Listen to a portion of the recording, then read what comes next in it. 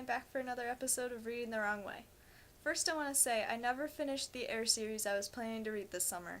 It's taking me too long to get through chapters, so I've set it aside for a later time. But I have read it before and do highly recommend the series.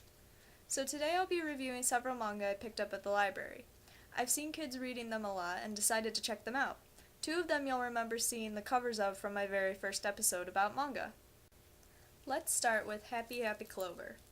This book is rated A for all ages, and I stand by that rating. There's absolutely nothing wrong with this manga.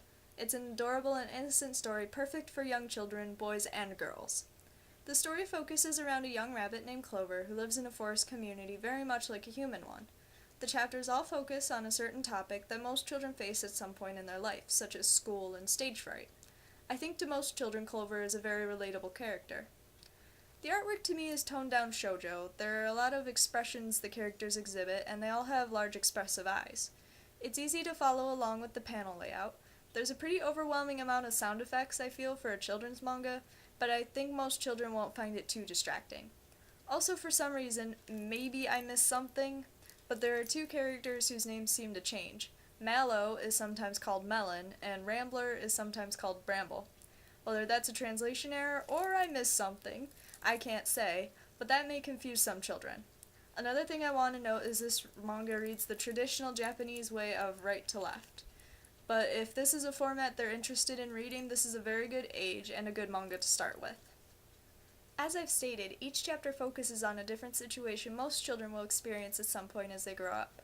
Schoolwork, being the new student, accepting someone who's different, lying, community, nature conservation, differences between adults and children, how to deal with people younger than you, fears, crushes, stage fright, and of course the umbrella theme of friendship, are all discussed in these pages. The only thing that doesn't seem to exist in their relatively carefree world is a predator-prey relationship. The rabbits are friends with a bear cub, and their teacher, who is an owl, also teaches squirrels and mice. The only predator in the manga is a human, who of course destroys the world's forests, but also tries to eat poor Clover. Also, Hickory the flying squirrel is an awesome character. Even at my age, I enjoyed this story for its lightheartedness and the lessons it teaches. I think it's nice to see animals behaving like humans would. This is an excellent manga for grade school children.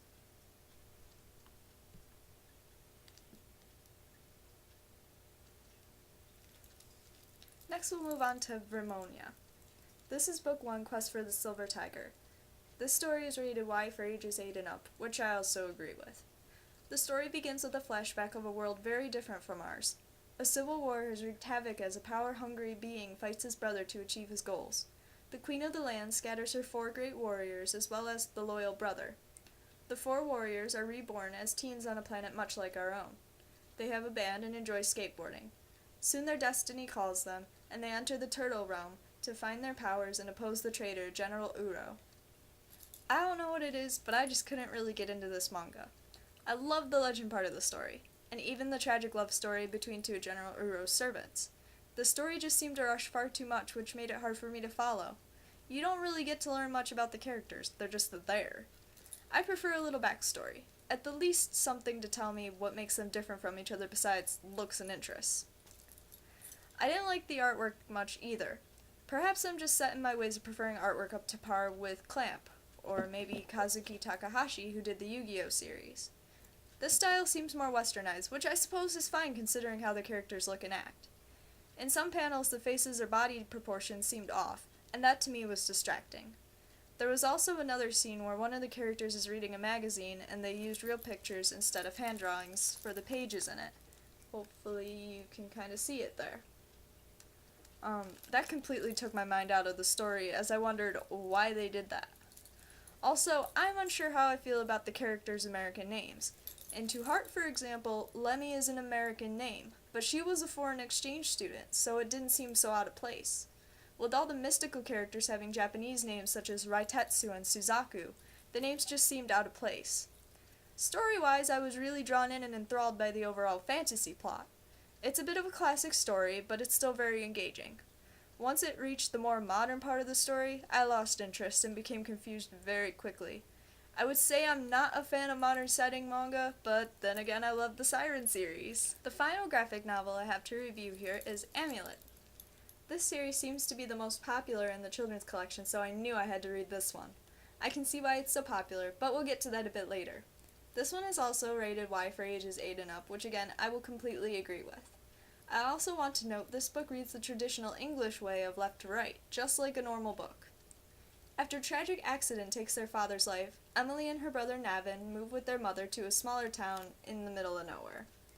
They live in the house of their deceased great-grandfather, which the locals think is haunted. Emily finds an amulet which talks to her and seems to possess mystical powers. When a monster kidnaps their mother, Emily and Navin follow it to a strange underground world to save her. There they find a team of robots to assist them in retrieving their mother from the monster. As I said, I can see why this book is popular. I absolutely love the storyline. It may not be the most original story, but that's pretty hard to come across nowadays anyways. The prologue where the accident occurs automatically had me enthralled, and my heart was aching for the fictional family. I think I especially like this series because it reminds me of so many of my other favorite movies and stories combined into one. For me, it's like Howl's Moving Castle meets Spirited Away meets the movie 9. It especially reminds me of 9 because of its mild steampunk feel, and the story a bit with the scientists building ragdolls, or in this case robots, especially Misket, that helped to save the world.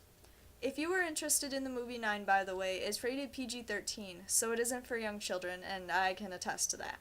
It's a great movie produced by Tim Burton with many spectacular voice actors, but there are some really frightening parts, so you've been warned. Anyways, back to the graphic novel. The art style seems a bit as if it were a sketch, but that didn't really bother me so much, and I don't think that it'll bother too many other readers either. The panels look similar to most Western comic books. It's not highly detailed like most graphic novels are, but it does have one spectacular plus to it. Every single page, from start to finish, is in full color. I'm usually happy when the first few pages are colored, but imagine my surprise when every single page was colored. I also want to point out there aren't too many words. There are quite a few speech bubbles, but there are also many panels that focus on building the setting alone. So in a quick review, Happy Happy Clover is an excellent book for kids in grade school that teaches lessons and discusses different situations many kids will face at some point. Vermonia has a decent fantasy plotline, but the modern-day plot is far too rushed. Amulet is a great action fantasy story with full-color illustrations that reads in a traditional English format that is easy for kids to read. So I hope if you're a parent, this has given you some ideas about a few series to check out, or if you're just looking for a good quick read, now you have some more options. I hope you all had a wonderful summer. See you next time. When I was given freedom, oh, all I did was play. When I turned back, there was nothing to see. You closed your doors before I could open mine. Now I know, now I see, it was a waste